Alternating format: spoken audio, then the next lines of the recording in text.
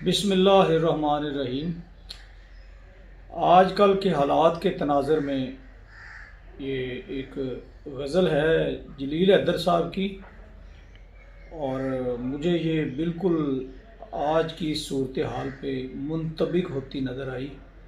ہر لحاظ سے یہ کمپریہنسو بھی ہے اور اس میں سارے پہلو جو ہیں وہ آگے ہیں جو کرنٹ سچویشن چل رہی ہے، اور دل بھی دکھا ہوا ہے اس حوالے سے کہ عاشق رسول ہونے کا دعویٰ کرنے والے ہم لوگ اپنے ہی ملک کا بیڑا غرق کر رہے ہیں، اپنے ہی لوگوں کو مار رہے ہیں، اور یہ سب ہم اس نبی صلی اللہ علیہ وسلم کے نام پہ کر رہے ہیں جسے رحمۃ للعالمین کہا گیا، اور جس کے بارے میں مولانا حالی فرماتے ہیں وہ نبیوں میں رحمت لقب پانے والا، مرادیں غریبوں کی بر لانے والا۔ فرانس کے صدر نے کی گستاخی، وہاں پہ وہ کارٹون شائع ہوئے، اس نے کی، یہ ساری چیز بجا ہے، اور ہمارا یہ دعویٰ بھی بجا ہے اور اس پہ ایمان بھی ہے کہ جب تک نبی پاک صلی اللہ علیہ وسلم کی ذات والا صفات سے ہمارے اپنے جو اعزاء و کربہ ہیں اور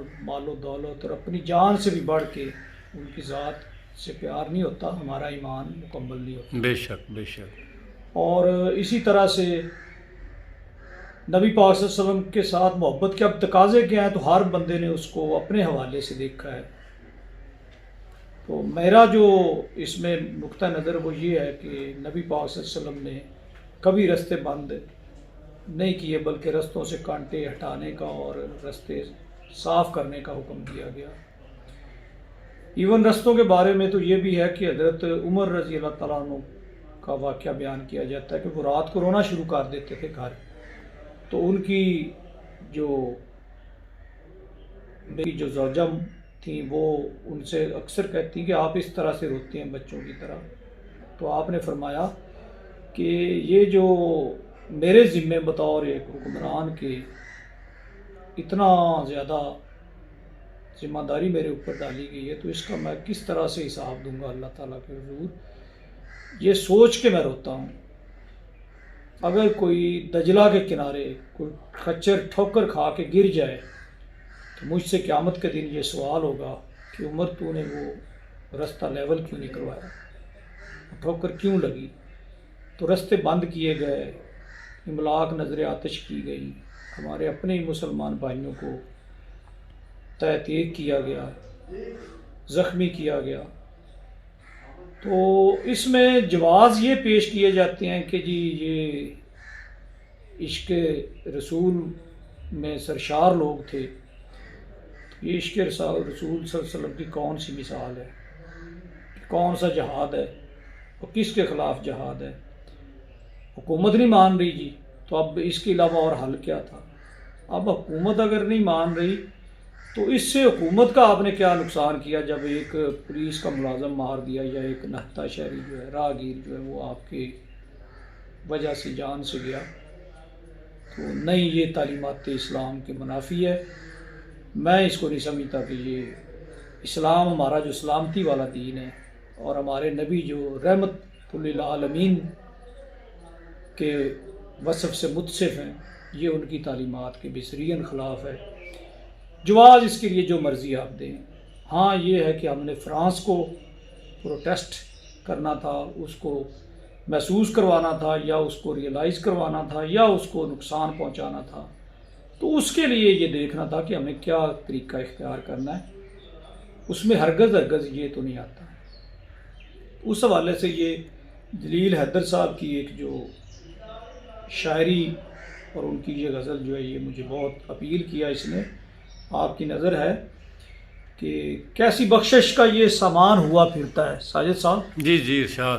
کیسی بخشش کا یہ سامان ہوا پھرتا ہے، شہر سارا ہی پریشان ہوا پھرتا ہے۔ کیا بات کیا بات۔ شہر سارا ہی پریشان ہوا پھرتا ہے، اور یہ عمل کی بات ہے۔ وہ جو عاشق رسول ہونے کا دعویٰ کرتے ہیں، کیسا عاشق ہے تیرے نام پہ قربان ہے، مگر واہ، تیری ہر بات سے انجان ہوا پھرتا ہے۔ کیا بات ہے۔ اور یہ اس میں کہہ لے کہ اس کو کوزے میں بند کر دیا سمندر کو، کہ ہم نے ہڑتال کی، دکانیں بند کی، لیکن اگلے دن دکانیں کھولی تو پھر وہی کم ناپ تول اور وہی ملاوٹ اور وہی نجائز منافع خوری اور وہی رمضان شریف کا مہینہ جو کیا اس کا بات، تقدس کو کیا پامال بات، کیا، کیا لوگوں بات۔ کے جو حقوق تھے ان Great کو thinking, sir. violate کمال۔ کیا۔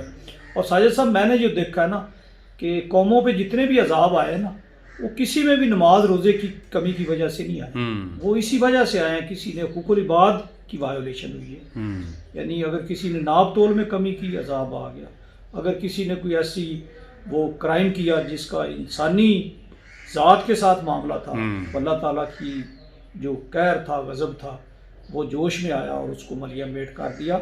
تو یہ دیکھیں کہ ہم نے حقوق العباد کو کتنا پیش نظر رکھا ہے۔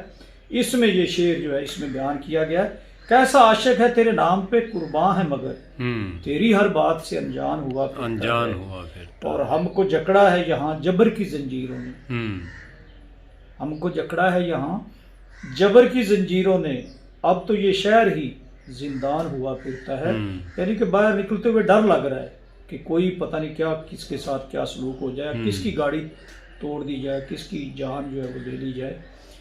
شب کو شیطان بھی مانگے ہے پناہ جس سے، یہ ہماری ڈبل سٹینڈرڈ یا ہماری جو زندگی کے عملی طور پہ منافقت والا پہلو ہے اس کو سامنے رکھا گیا کہ ہم حاجی صاحب تو کہلواتے ہیں، ہم تبلیغ بھی بڑی کرتے ہیں، لیکن عمل کیا ہے وہ ذرا دیکھیں اس شعر میں کہ شب کو شیطان بھی مانگے ہے پناہ جس سے، صبح وہ صاحب ایمان ہوا پھرتا ہے، واہ واہ واہ، صبح وہ صاحب ایمان ہوا پھرتا ہے۔ اور یہ اصل غزل ہے جی شعر کہ جانے کب کون کسے مار دے کافر کہہ کر، جانے کب کون کسے مار دے کافر کہہ کر، شہر کا شہر مسلمان ہوا، واہ واہ واہ، مکرر جی مکرر، جانے کب کون کسے مار دے کافر کہہ کر، شہر کا شہر مسلمان ہوا پھرتا ہے۔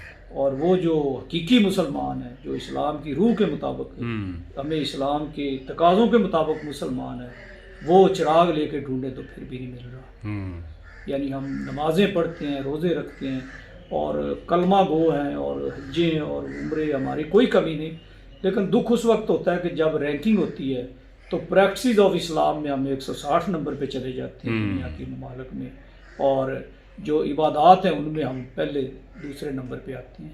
یہ ہمارا تضاد ہے جس کو اس میں بیان کیا گیا۔ اللہ تعالیٰ ہمیں اسلام کی حقیقی روح کے مطابق اور نبی پاک صلی اللہ علیہ وسلم کی تعلیمات کی روح کے مطابق عمل کی توفیق عطا فرمائے۔ آمین۔ اللہ حافظ۔